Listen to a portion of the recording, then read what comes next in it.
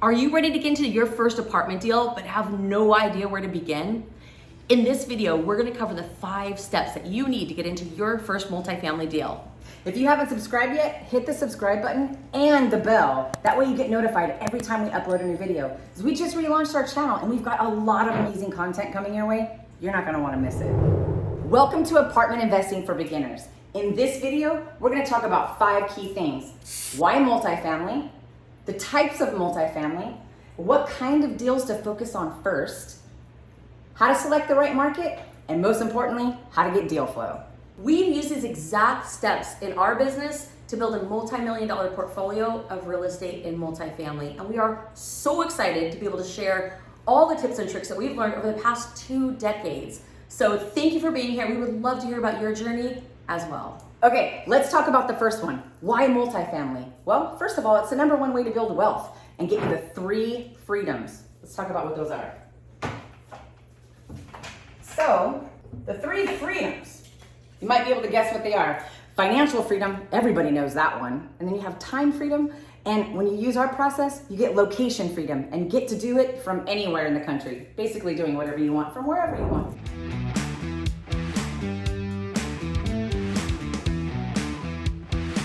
All right, the next reason we love multifamily real estate is because of leverage. So what does that even mean? So when you're going to buy a piece of property, a piece of multifamily property for cash flow, there's going to be a lending institution, a bank that's going to lend you a certain portion of the purchase price.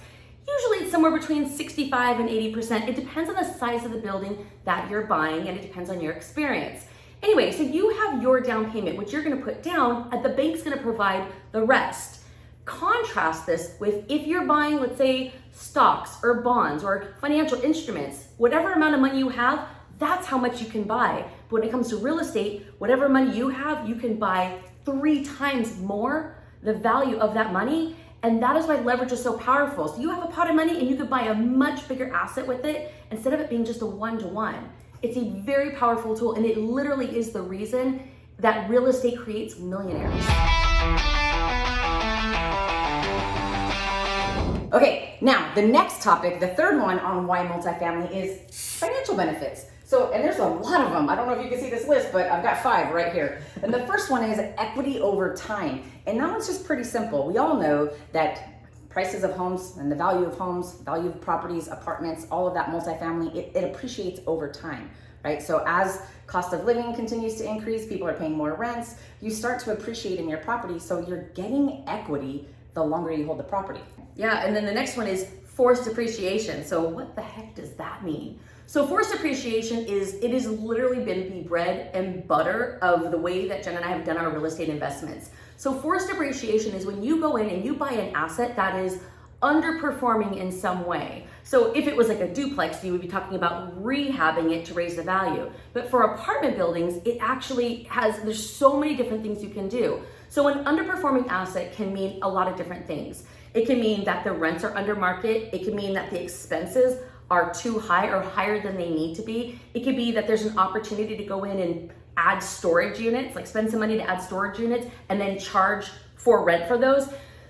Any kind of value add project that you do in an apartment building literally raises the value, because the way that apartment buildings are valued is different than the way that residential 1 to 4 units are valued. And I promise you, we are gonna have multiple videos on this topic over time, because in our mastermind, it is literally the #1 strategy our students are using, and it is our favorite strategy. But the gist of it is, through forced appreciation, by you using your brain and your knowledge and your know-how and your savvy to go in and figure out what could I do to make this property better financially, you literally increase the value of the property. It is the millionaire maker strategy in a big way. It's the best, absolutely the best.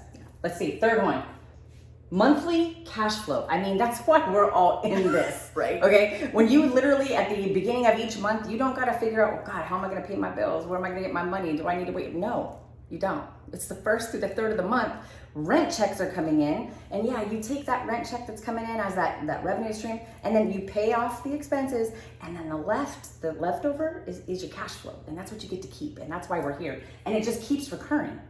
That's awesome. I don't know about you, but that's why I'm here. That's why I'm here. We love the monthly cash flow. Yeah, it's the best. That's good stuff. All right, so financial benefit number 4 is depreciation. All right, what the hell does that even mean, right? So depreciation, if you think about when you buy a car, they always say it, right? Don't buy a new car because the moment you drive it off the lot, it depreciates. It means it goes down in value.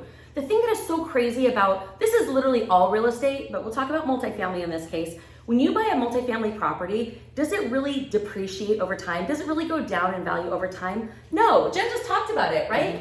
Equity is a big financial benefit because the value of the property goes up over time. It always has, it always will on a long enough timeline. So what the heck are we talking about depreciation? Well, the IRS is our friend in this particular case, and they say, we're gonna allow you to take a certain portion of the property that you paid, and we're gonna let you write that off on your taxes as an expense, as if the value of the property went down. And it didn't. It's insane, but we'll take it, right? So what that means is we get this extra expense. So what does that do for us? So if you have a 9-to-5 job, you have other income, you get to use that expense, that depreciation, to lower your taxable income. So now you pay less taxes to the IRS. Yeah, I don't know about you, but I'm a fan of reducing my tax burden. Totally. The last one is mortgage pay down. This is the sexiest piece. Okay, like we get way excited about mortgage pay down because what that really means is that you got someone else paying off your asset, right? I mean, that's like literally. So when you buy a piece of property and you get a mortgage, right? And every month you're making your mortgage payment. But are you? Wait, who's making your mortgage payment exactly? On your house, that would be you, right? You live there, you pay a mortgage. But on a multifamily property, your tenants pay you rent every single month. You use that rent to pay your mortgage, your taxes, your insurance, and the property expenses. And what's left over is the monthly cash flow like Jen was talking about. But one of the things that you're paying was the mortgage. Now, a big part of the mortgage in the beginning is both principal and interest, right? Interest is the most, but every month when you make that payment, a little more of the principal balance comes off your loan. Do you know what that means? That means what you owe on the property gets smaller, smaller, and smaller. And over the course of time, depending on how long your loan is, you eventually owe nothing. So guess who bought that property for you? the tenants. It's perfect. Yeah, it's literally amazing. Okay, recap really quick. Why multifamily? The 3 freedoms, right? Leverage, and all of the financial benefits. So many. Okay, teaching point number 2. The types of multifamily properties, right? So 2 things. Small multifamily, which is 2 to 4 units, and apartments, which is 5 units and up. And so what is the difference? Like, why do we even differentiate that? Well, there's 3 different reasons. First of all, the valuation. Second of all, the lending. And third, the strategy that you use. So let's talk about the first one, valuation. A 2 to 4 unit multifamily property is valued based on comparable sales, which means you can renovate the property, but it will never be worth more than other properties like it have sold. All right, so that's 2 to 4 units. Apartments, the way that they're valued is based on the performance of the building. Why do we love apartments? Because if we can get creative and figure out how we can increase the net income on the building, we literally increase the value of the property. So small multifamily is fine.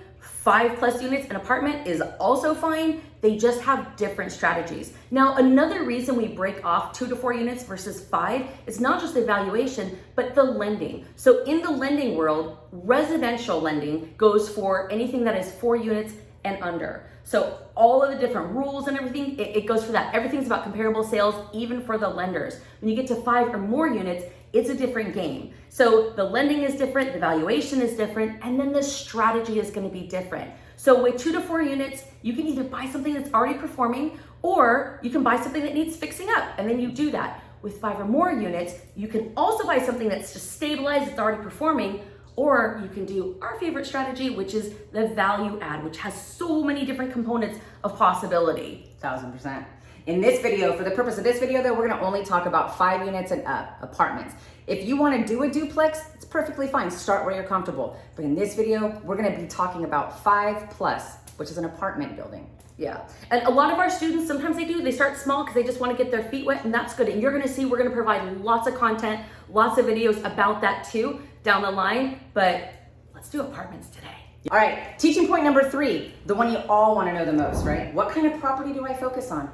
Well, that depends largely on your goals. Do you want to cash flow immediately and take less time? Or do you want to add some value, some equity, take a little bit more time and go through a value add process? But let's dive into the 2 types of properties you should focus on. I love my drawings, I hope you do too. The first one is a cash flow property. It's already performing, right? So it's a stabilized property. That's what we call it. We call it a stabilized property. You can come in, it's gonna cash flow immediately. So for me, that's like a momentum play. It's like I have my money, I'm gonna go park it. I don't have much time, I'm gonna put it here. It's already performing. It's a good deal. So anybody who has less time and wants to cash flow immediately and that's your goal, you're gonna wanna go after a stabilized property. Yeah, and on the other side of it, the value add. And there's no right or wrong, so just understand we want to educate you as to what your options are so that you can make a decision about which direction to go. We love to focus on the value add projects, but here's why. With a value add project, you are going to create cash flow, but it doesn't happen right away. You have to be more patient. It's going to require more work.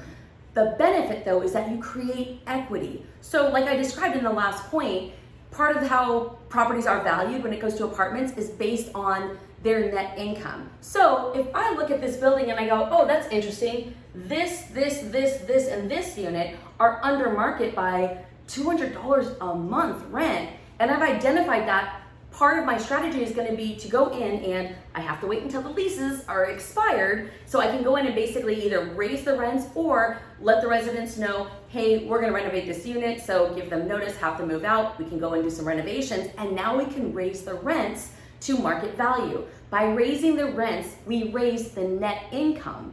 And because of that, we end up raising the value of the property. So it could be that we're raising rents. It could be like, oh, hey, we noticed that the previous owner was paying for all the utilities, but that's crazy because there's separate meters for electricity on all these units. So we now identify, hey, there's an opportunity to go in and as the leases come due, change those leases so that the tenants are paying their own utilities. So it really doesn't matter whether I'm increasing the income or decreasing the expenses. At the end of the day, I'm making the property make more money.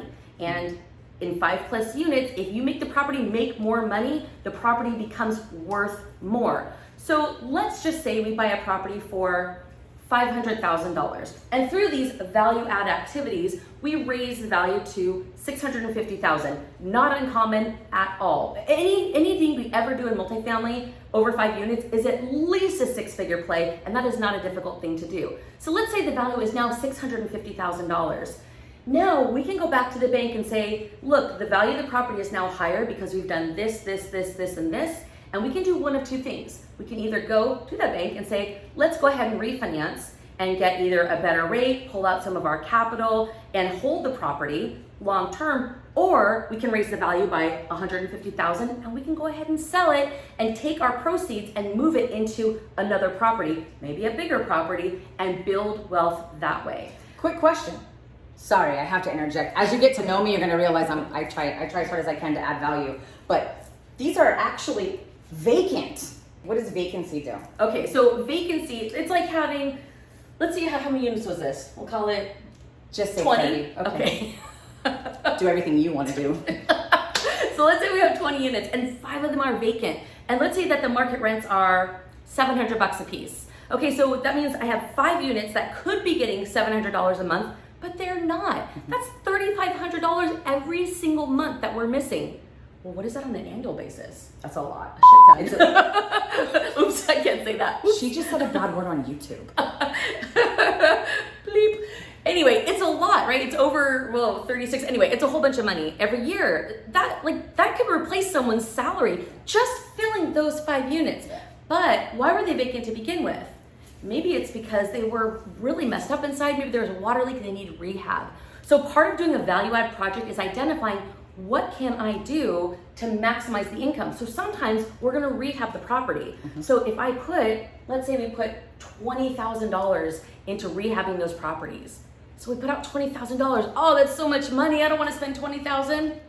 What are you talking about? We're going to bring in over $36,000, not just this year, next year, and the year after, and the year after, from putting $20,000 in. Yeah. That is why it's amazing. It is. It really is. And every seller's struggle and challenge is your opportunity.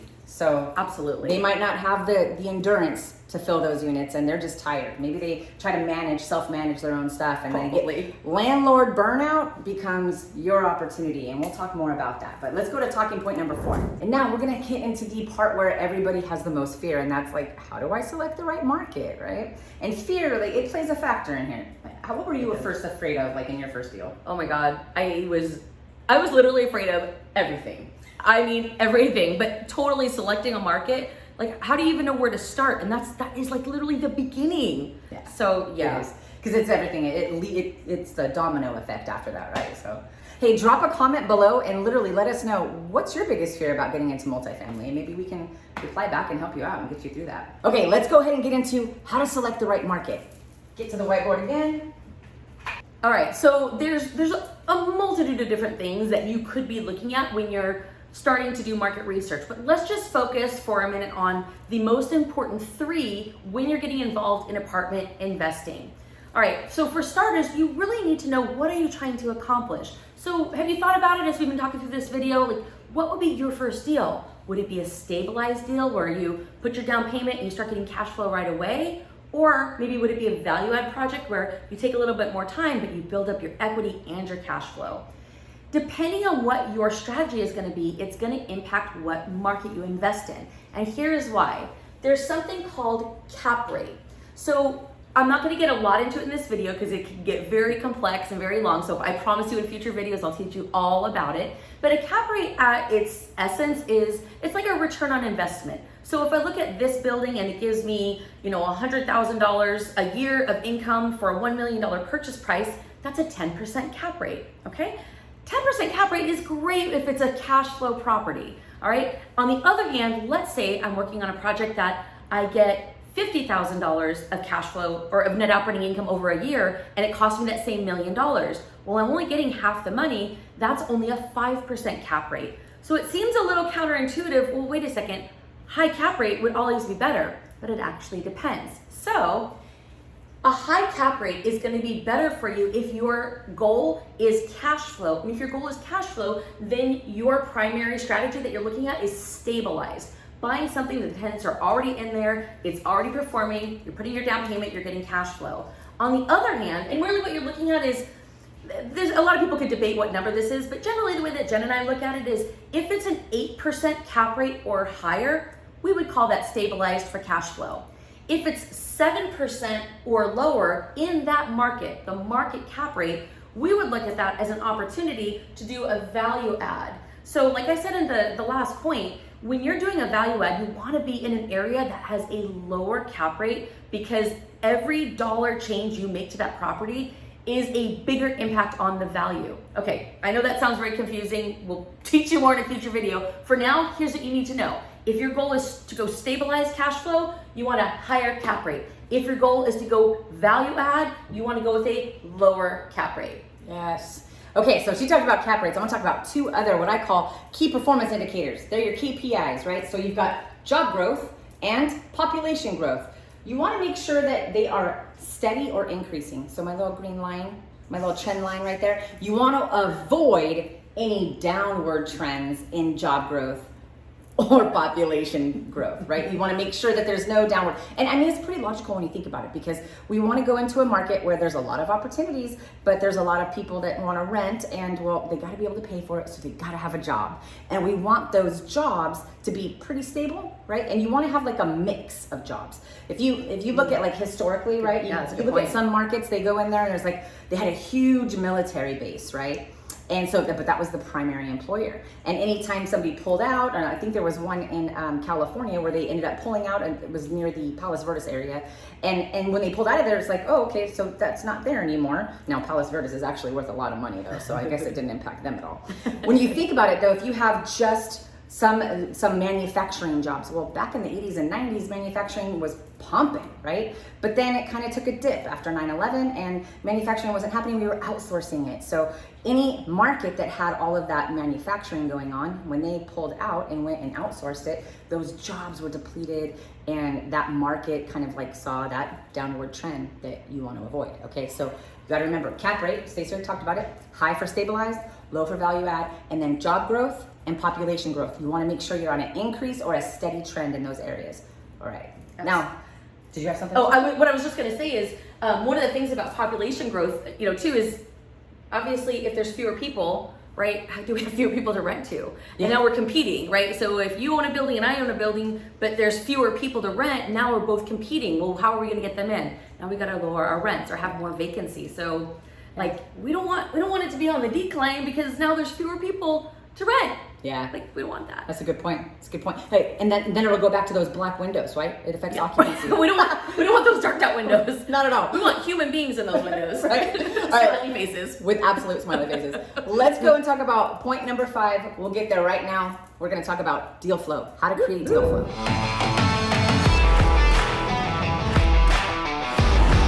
All right, so we're on teaching point number 5, which is how to create deal flow. Now, you might not know about this, but there are public sites, like internet sites like LoopNet and Crexy, where you can go find deals. But the key to our process is all about relationships. Yeah, one of the things that's very unique about getting into apartments as opposed to residential is the way that the realtors and the brokers work in that area. And it's primarily commercial brokers that you're looking to build relationships with. So why is it so different than residential, 1 to 4 units? It's because in the world of apartments, there's typically a handful of main players in any given market. And so those main players, these are the commercial brokers, they over time have built their business to the point where people seek them out to go list their properties. Now, if you think about it, if I'm a broker and I have a listing and I go ahead and put it on the MLS or on LoopNet or Crexy or any other public website, some other agent, realtor, or broker is going to see that deal, they're going to have their client, they're going to bring it, and we're going to do the deal. But now I got to split the commission. I have to give half the commission to them and I keep half the commission, right? Well, if I'm a broker, I don't want to do that. So if I have my own group of investors that I've built relationships with over time, I don't even list it publicly. I just give them a heads up. Hey, I have this deal. You might want to take a look at it. And then what does that mean? I don't have to split my commission. So the thing is that reality is also true in the residential world. It's just not regularly done like that because most of the buyers in residential are homeowners. So there's not this big pool of people you're collecting, right? As investors, we look at everything from the income standpoint. And does it perform? And is it what we're looking for? And is it match our strategy? So commercial brokers are the ones that you want to start developing relationships with. And look, when you're new, they're probably not going to give you the time of day. Please don't be offended. You're going to have to take your lumps like everybody else. It is literally a volume thing. You're going to talk to commercial broker after broker after broker after broker, develop as many relationships as you can. You're going to cast a wide net because you never know when they're going to get a listing that's exactly what you need and want. And when it is, they can be like, hey, I have this property, it's off market, and that means you're also not competing with the entire United States. Well, and actually even beyond the United States at this point. Yeah. We have students that invest from Israel. That's true. Right, exactly. Yeah. So anyway, you want to develop relationships with brokers because they're the ones that are getting the deals off market so that the competition that you're facing is far less. And also, you're going to hear about deals you'll never hear about otherwise because they're not listed and they're not public. Awesome. So we always tell our students this, it's a relationship and a marketing business, right? You always be marketing the fact that you're a multifamily investor and looking at deals, and you're always, always, always building relationships. Absolutely. Cool. Agreed. Right on. Yeah. All right. Well, now we've covered a lot, right? So we've covered why multifamily, the types of multifamily, what kind of property to focus on first. We talked about how to select a market, and now you know how to create deal flow. It all starts with that relationship with the broker. So now, okay, so like with anything else, you're gonna go out there and build those relationships. But what's the first step? What's the first step in doing anything? Action. Whoa. Whoa. Wow, that wasn't even planned. It must be true. And look, the distance between your dreams and reality is just that one thing. It's action. So you just gotta get out there and make it happen. Speaking of action, if you've been wanting to get into apartment investing but just didn't know where to start, or maybe you need help, maybe you're afraid, click the link that's down in the description. There's a link right there, and you could literally book a call with someone from our team. They could talk about your goals, figure out where you want to go, where you're at, the resources you have available, and map out an overall strategy for you and get you into action.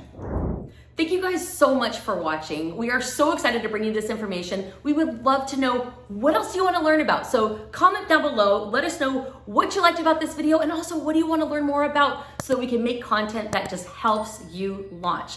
And I don't know if you know this, but Jen and I have this amazing Facebook group. It's called the Multifamily Real Estate Investing Facebook group. It's this amazing community of investors just like you who are learning, growing, they're on their journey, and we do lots of free masterclasses and all sorts of cool stuff. We do the Ask Us Anything. You want to tell them about that? Yeah, actually, if you want to interact with us, we do this really cool thing once a week where we do a Ask Us Anything, and you can join us on Zoom and ask us anything about real estate on the Zoom call with us, and we'll answer you right there. It's really cool. We love to connect with people. So, if you want to do that, I think there's a link in the description where you might be able to come to our Facebook group, and then those events are registered so that you can come in and see us. All right, and if you want to learn more from us, we have a video that I think you're gonna love. It's called How to Analyze a Multi-Unit Deal. Ooh. So if you click over there, click on that link, and it's gonna take you to the next class, and it's just gonna build your foundation. We're so excited to have you. Thank you for being here. We look forward to helping you as you grow in your journey. Yeah, right on. Hey, does that one come with the tool, the quick analysis? It tool? does, yeah. Oh yeah, Comes then with you a tool. definitely want to watch that. For sure. Click on that video, and then you're gonna get the quick analysis tool that we put together for you too. And thanks for stopping by, guys. We can't wait to see you next week.